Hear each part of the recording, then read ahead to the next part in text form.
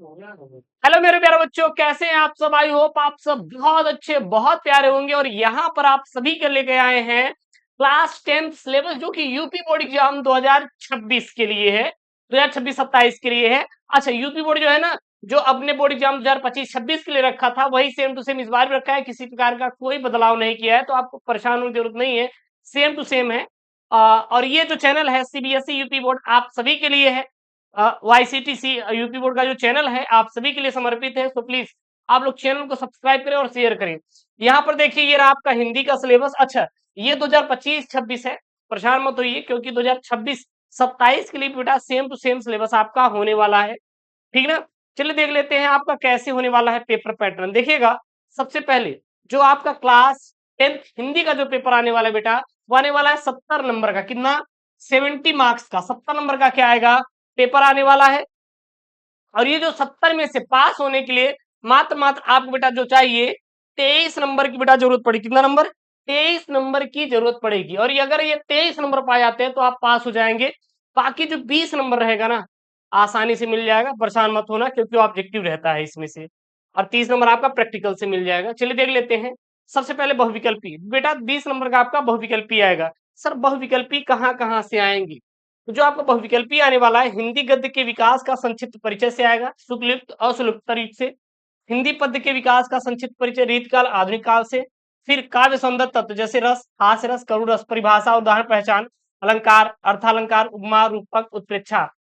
और छंद में सोठा और रोला छंद आएगा, हो गया। व्याकरण से आप देखेंगे तो उपसर्ग, समास और तद्भव आएगा, ठीक है ना, ऑब्जेक्टिव। और फिर यहाँ पे संस्कृत व्याकरण से आएंगे, जैसे सर्वनाम, तद और युष्मद वाला आएगा, वाक्य का स्वरूप, वाच्य प्रयोग और वाच्य परिवर्तन से आएगा, और पद परिचय से आने वाला है, हो गया। और कुछ भी नहीं आएगा। तो ये रहा आपका बेटा ऑब्जेक्टिव, यूपी बोर्ड का जो ऑब्जेक्टिव का सिलेबस है वो रहा।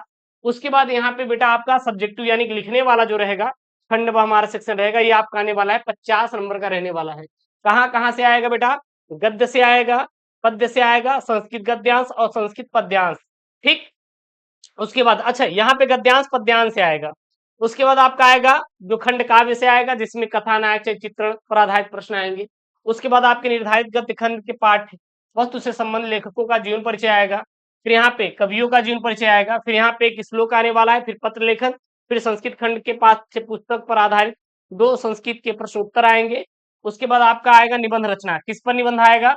वैज्ञानिक, सामाजिक, धार्मिक, सांस्कृतिक, आर्थिक समस्याएं एवं जनसंख्या, स्वास्थ्य, शिक्षा, पर्यावरण और यातायात के नियमों पर इत्यादि विषयों पर आएगा। बस इसी विषय पर आएगा, इससे बाहर किसी पर आने वाला नहीं अलग से। और आप लोग परेशान मत होना, गुरुजी हम अलग पढ़ रहे हैं, नहीं, पढ़ने की जरूरत नहीं है, क्योंकि आपका आने वाला नहीं है। उसके बाद बेटा ये आपका रहने वाला है जो कि जो पढ़ाए जाते हैं वहां से। अच्छा, गद्य में कौन कौन सा चैप्टर है थोड़ा देख लेंगे।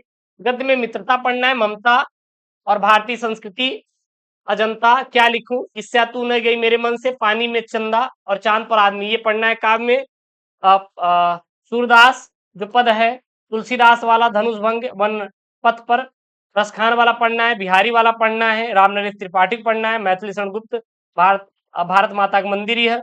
उसके बाद महादेव वर्मा हिमालय से, वर्षा सुंदरी के प्रति, माखनलाल चतुर्वेदी का पुष्प की अभिलाषा, जवानी, सुभद्रा कुमारी चौहान, झांसी की रानी की समाधि और अशोक वाजपेयी, भाषा एकमात्र अनंत है, युवा, जंगल। उसके बाद आपका बेटा जो पढ़ना है वो आपको पढ़ना है किस पे?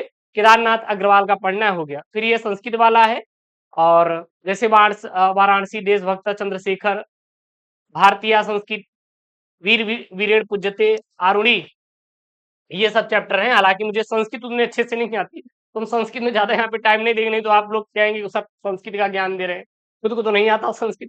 बेटा हम संस्कृत का जब पेपर देने गए थे ना, मतलब केंद्र में था, तो मुझे संस्कृत आती नहीं थी, लेकिन मैंने बना बना के उसी संस्कृत को इसी संस्कृत में आंसर दे दिया, मुझे मार्क्स मिले थे।